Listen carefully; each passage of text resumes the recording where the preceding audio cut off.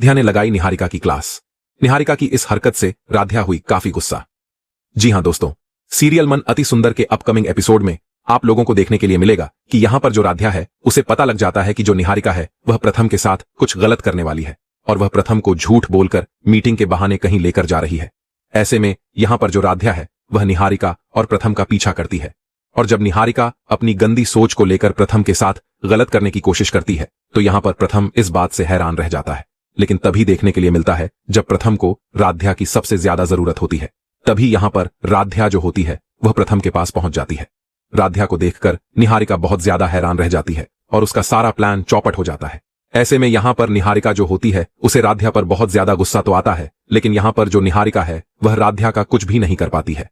वहीं अब जो निहारिका होती है वह राध्या के गुस्से का शिकार हो जाती है और राध्या निहारिका पर बहुत ज्यादा गुस्सा करती है और यहां तक कि जो राध्या है वह निहारिका को थप्पड़ भी मार देती है। ऐसे में यहां पर निहारिका आग बबूला तो हो जाती है, लेकिन वह राध्या का कुछ भी नहीं कर पाती है और चुपचाप यहां पर निहारिका को राध्या की सारी बातें सुननी पड़ती है। ऐसे में अपकमिंग एपिसोड देखना काफी ज्यादा इंटरेस्टिंग होने वाला है, क्योंकि यहां पर अब राध्या और निहारिका के बीच बहुत ही बड़ी जंग होने वाली है। डॉक्टर की मुस्कुराहट और उसकी कही बात, मित्तल परिवार में वारिस आने वाला है, पूरी हवेली में गूंज गई। लेकिन दादी की आंखों में यह खुशी नहीं बल्कि हार का जहर था। निहारिका की आंखों के सामने अंधेरा छा गया। उसके सारे सपने, उसकी सारी चालें पलक झपकते ही टूट गईं। वहीं प्रथम ने राध्या का हाथ थामकर पूरे परिवार को साफ शब्दों में चेतावनी दी, जिसे इस घर की बहू और मेरे बच्चे की मां का सम्मान नहीं देना, वो मेरे जीवन से दूर हो जाए। दादी को ऐसा लगा जैसे किसी ने उनकी सत्ता छीन ली हो, उनका अहंकार चकनाचूर हो गया हो। उन्होंने कसम खाई कि राध्या को वह इस हवेली में एक पल भी चैन से नहीं जीने देंगी। रात के गहराते ही हवेली का माहौल और डरावना हो गया। बड़े हॉल में रखे झूमर से अजीब सी आवाजें आने लगीं, हवाओं में जैसे फुसफुसाहटें तैरने लगीं। ये बच्चा नहीं, जन्म लेना चाहिए।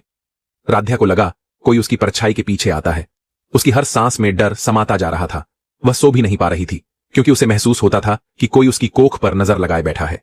उधर दादी ने अपने रहस्यमयी पीतल के डिब्बे को फिर से खोला। लाल धागे, पुरानी मोहर, काला तिलक और तांत्रिक पांडुलिपियां, जिन्हें देखकर निहारिका की रूह कांप गई। दादी ने धीमे स्वर में कहा, जब नियम हमारे खिलाफ हों तो हमें अंधेरों का रास्ता अपनाना पड़ता है। यह बच्चा कभी इस दुनिया में आएगा ही नहीं। निहारिका ने दादी की बात सुनकर अंदर से डर तो महसूस किया, लेकिन प्रथम को खोने का डर उससे भी बड़ा था। इसलिए उसने दादी का हाथ थाम लिया और बोली, मैं कुछ भी करूंगी, बस प्रथम मेरा हो जाए। अगले दिन राध्या के कमरे के बाहर दूध रखा था, पर जैसे ही उसने गिलास उठाया प्रथम आ गया और दूध पास की दीवार पर दे मारा। दूध में काला पाउडर मिलाया हुआ देखा गया। प्रथम ने गुस्से से दादी को देखा, खेल मत खेलिए, अगली बार नुकसान किसी चीज का नहीं किसी इंसान का होगा। दादी की आंखों में एक पल के लिए डर तैर गया, लेकिन वह यह भी जानती थी कि असली खेल अब भी शुरू हुआ है।